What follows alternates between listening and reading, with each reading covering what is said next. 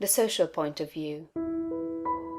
Without faith, it is impossible to please God, and without faith, it is impossible for you to become great. The distinguishing characteristics of all really great men and women is an unwavering faith. We see this in Lincoln during the dark days of the war. We see it in Washington at Valley Forge. We see it in Livingstone, the crippled missionary, threading the mazes of the dark continent, his soul aflame with the determination to let in the light upon the accursed slave trade which his soul abhorred.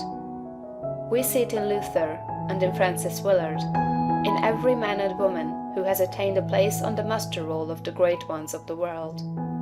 Faith, not a faith in oneself or in one's own powers, but faith in principle, in the something great which upholds right, and which may be relied upon to give us the victory in due time. Without this faith, it is not possible for anyone to rise to real greatness. The man who has no faith in principle will always be a small man. Whether you have this faith or not depends upon your point of view. You must learn to see the world as being produced by evolution, as a something that is evolving and becoming, not as a finished work. Millions of years ago, God worked with very low and crude forms of life, low and crude, yet each perfect after its kind. Higher and more complex organisms, animal and vegetable, appeared through the successive ages. The earth passed through stage after stage in its unfolding, each stage perfect in itself, and to be succeeded by a higher one. What I wish you to note is that the so-called lower organisms are as perfect after their kind as the higher ones, that the world in the Eocene period was perfect for that period. It was perfect, but God's work was not finished. This is true of the world today. Physically, socially, and industrially, it is all good, and it is all perfect. It is not complete anywhere or in any part, but so far as the handiwork of God has gone, it is perfect. This must be your point of view, that the world and all it contains is perfect, though not completed. All's right with the world. That is the great fact. There is nothing wrong with anything. There is nothing wrong with anybody. All the facts of life you must contemplate from this standpoint. There is nothing wrong with nature. Nature is a great advancing presence, working beneficently for the happiness of all. All things in nature are good. She has no evil. She is not completed, for creation is still unfinished, but she is going on to give to man even more bountifully than she has given to him in the past. Nature is a partial expression of God, and God is love. She is perfect, but not complete. So it is of human society and government. But though there are trusts and combinations of capital and strikes and lockouts and so on, all these things are part of the forward movement. They are incidental to the evolutionary process of completing society. When it is complete, there will be harmony. But it cannot be completed without them. J.P. Morgan is as necessary to the coming social order as the strange animals of the age of reptiles were to the life of the succeeding period. And just as these animals were perfect after their kind, so Morgan is perfect after his kind. Behold, it is all very good. See government and industry as being perfect now, and as advancing rapidly toward being complete. Then you will understand that there is nothing to fear, no cause for anxiety, nothing to worry about. Never complain of any of these things. They are perfect. This is the very best possible word for the stage of development man has reached. This will sound like rank folly to many, perhaps to most people. What, they will say, are not child labor and the exploitation of men and women in filthy and unsanitary factories evil things? Aren't saloons evil? Do you mean to say that we shall accept all these and call them good?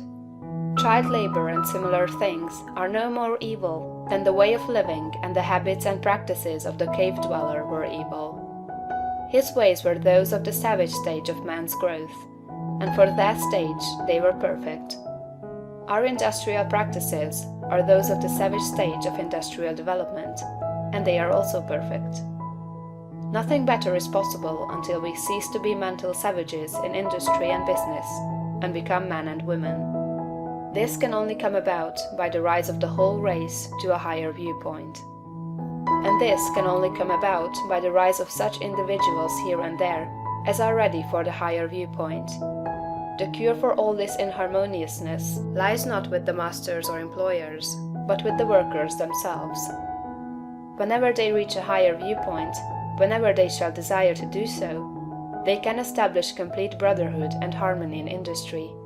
They have the numbers and the power. They are getting now what they desire. Whenever they desire more in the way of a higher, purer, more harmonious life, they will receive more.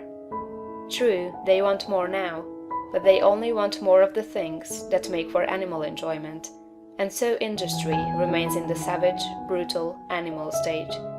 When the workers begin to rise to the mental plane of living, and ask for more of the things that make for the life of the mind and soul, industry will at once be raised above the plane of savagery and brutality. But it is perfect now upon its plane. Behold, in fact it is all very good. So it is true of saloons and dens of vice. If the majority of the people desire these things, it is right and necessary that they should have them. When the majority desires a world without such discords, they will create such a world. So long as men and women are on the plane of bestial thought, so long the social order will be in part disorder, and will show bestial manifestations.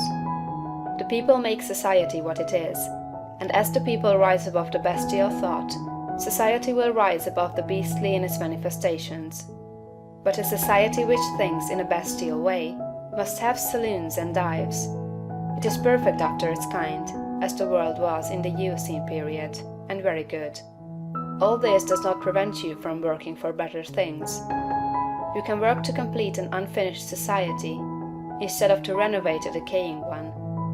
And you can work with a better heart and a more hopeful spirit. It will make an immense difference with your faith and spirit, whether you look upon civilization as a good thing that is becoming better, or as a bad and evil thing that is decaying. One viewpoint gives you an advancing and expanding mind, and the other gives you a descending and decreasing mind. One viewpoint will make you grow greater, and the other will inevitably cause you to grow smaller. One will enable you to work for the eternal things, to do large works in a great way toward the completing of all that is incomplete and inharmonious, and the other will make you a mere patchwork reformer, working almost without hope to save a few lost souls from what you will grow to consider a lost and doomed world. So you see it makes a vast difference to you, this matter of the social viewpoint. All's right with the world. Nothing can possibly be wrong but my personal attitude, and I will make that right. I will see the facts of nature and all the events, circumstances, and conditions of society, politics, government, and industry from the highest viewpoint. It is all perfect, though incomplete. It is all the handiwork of God. Behold, it is all very good. End of chapter 6.